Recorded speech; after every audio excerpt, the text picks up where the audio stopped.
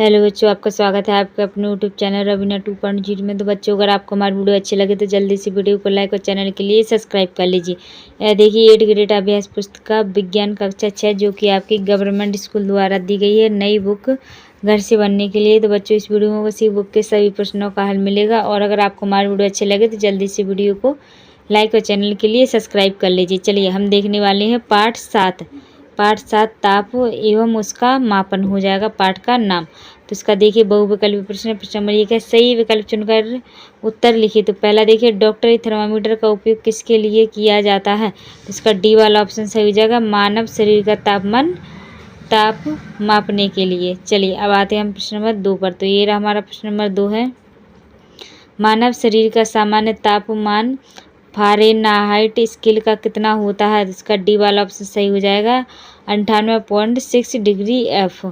तीसरा है प्रयोगशाला तापमापी को ताप की माप लेते समय कैसे पकड़ना चाहिए। तो इसका बी वाला ऑप्शन सही हो जाएगा, सीधे और ऊर्ध्वाधर। ठीक है, सीधे और ऊर्ध्वाधर।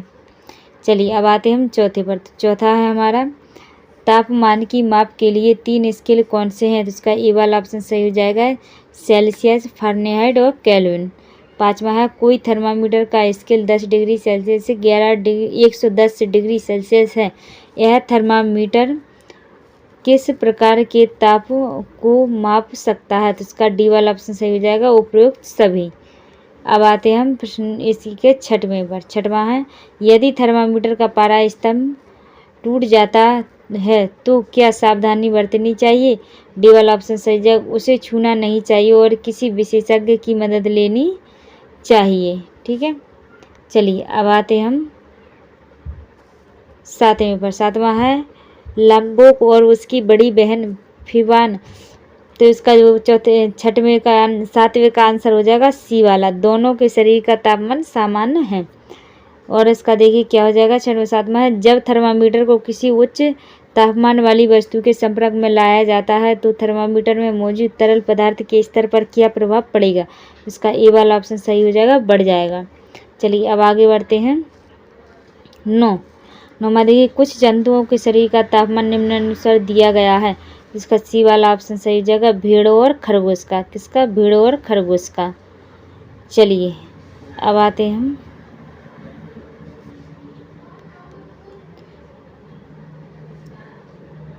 इसी के 10वां देखिए क्या है, जल का ताप मापने के लिए 4 विद्यार्थियों ने प्रयोगशाला तापमापी का उपयोग चित्र अनुसार किया है। तो इसका है सी वाला ऑप्शन सही हो जाएगा, विद्यार्थी तीसरे ने। किसने, विद्यार्थी तीसरे ने।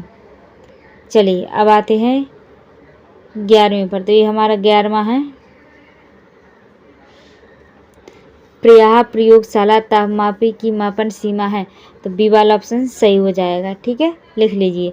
चलिए अब आते हैं हमारे खाली स्थान। ये क्या हमारे खाली स्थान है, रिक्त स्थान की पूर्ति कीजिए। तो पहले में भरा जाएगा आपका ताप, दूसरे में डॉक्टरी भरा जाएगा, तीसरे में केल्विन भरा जाएगा, चौथे में आपका 37 डिग्री सेल्सियस या और इसका आ जाएगा 98 डिग्री 6 सेल्सियस F होता है तो भरा जाएगा। ठीक है, पाँचवें में भरा जाएगा आपका एल्कोहल और पारा भरा जाएगा।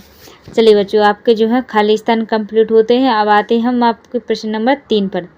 तो प्रश्न नंबर 3, यदि आपको चिकित्सक कहते हैं कि आपको 101 डिग्री ज्वर है तो इसका तात्पर्य सेल्सियस स्केल से है या फ़ारेनहाइट स्केल से है, स्पष्ट कीजिए।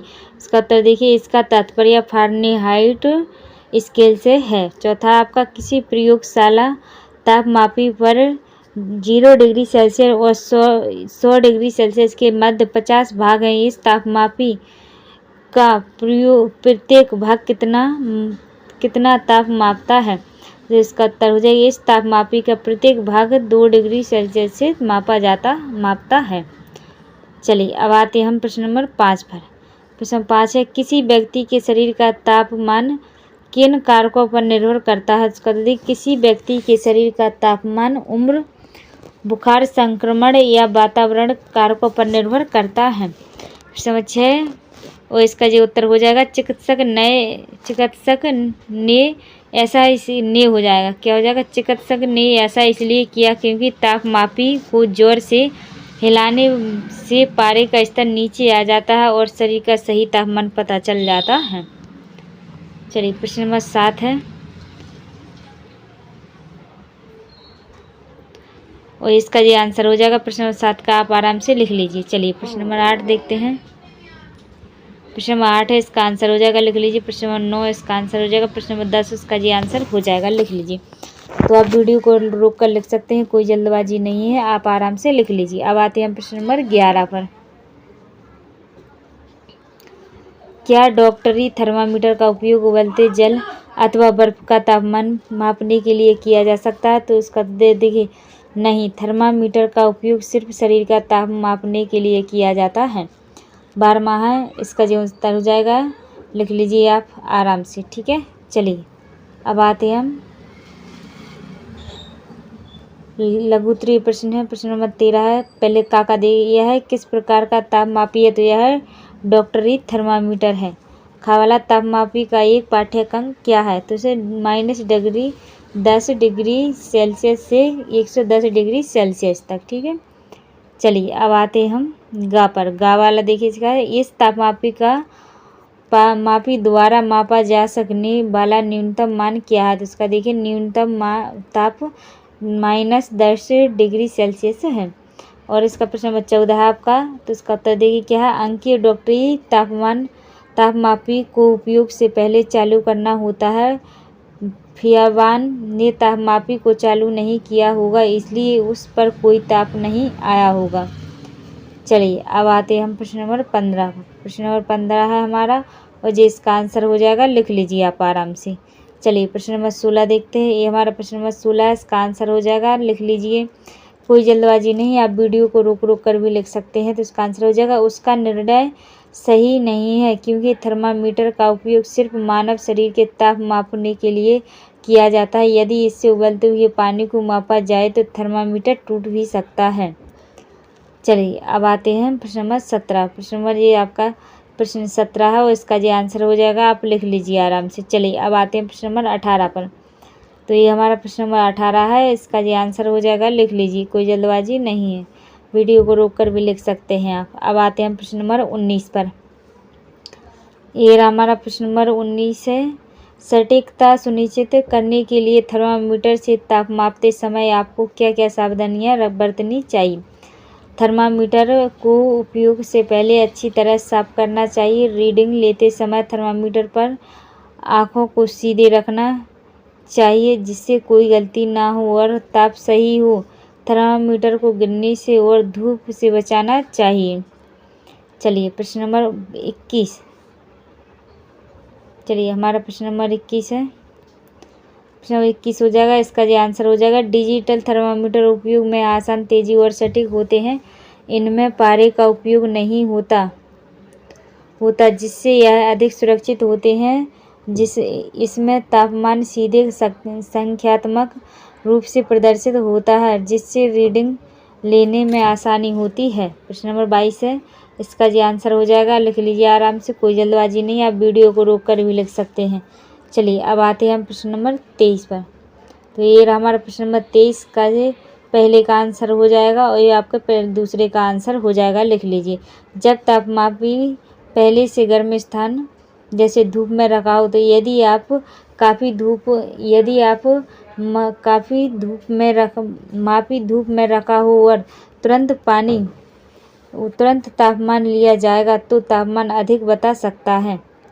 चलिए अब आते हैं 24 पर। प्रश्न आपका 24 है, तो इसका जो हमने भर दिया है आप भर लीजिए।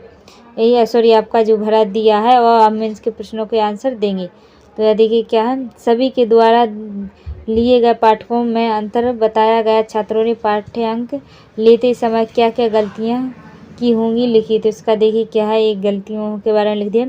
थर्मामीटर का तापमान पढ़ने में गलती, तापमापी को सही ढंग से ना डूबना, रीडिंग लेते समय आंखों की स्थिति गलत होना, तापमापी को स्थिर ना होना, तापमापी का बल्ब पूरी तरह पानी में नहीं डुबाया हो सकता है, उपयोग किए गए तापमापी सही काम ना कर रहे हों। चलिए अब हम आगे बढ़ते हैं प्रश्न नंबर 25 है। प्रश्न नंबर 25 है, इसका ये आंसर हो जाएगा, आप आराम से लिख लीजिए, कोई जल्दबाजी नहीं है। चलिए अब आते हैं हम प्रश्न नंबर 6 पर। तो हमारा दीर्घ उत्तरीय प्रश्न है, प्रश्न नंबर 6 है, इसका ये आंसर हो जाएगा, लिख लीजिए। चलिए अब आते हैं हम प्रश्न नंबर 27 पर। डॉक्टरी तापमापी का चित्र बनाइए तथा इसकी पारस को नामांकित कीजिए। चलिए प्रश्न नंबर 28 है, प्रयोगशाला तापमापी से तापमापन की सही विधि का वर्णन कीजिए। तो इसका जो उत्तर हो जाएगा, लिख लीजिए। चलिए अब आते हैं प्रश्न नंबर 29 पर। तो ये हमारा प्रश्न नंबर 29 है, सुरेश अस्वस्थ होने के कारण विद्यालय नहीं जा पाता। उसकी माताजी ने उसके 3 दिन के तापमान का आंकलन रखा, जिसे तालिका में दर्शाया गया है। तो यह पहला, दूसरा, तीसरा, ये तीनों दोनों के जो है तापमान सब लिखे हैं। अब तो हम प्रश्नों पे आंसर देंगे। तो यह देखिए क्या है, काका। सुरेश का अंकित किया गया अधिकतम ताप क्या था? तो इसका 40 डिग्री सेल्सियस। खावाला किस दिन और किस समय पर सुरेश का अधिकतम ताप अंकित किया गया था? तो पहले दिन शाम 7 बजे।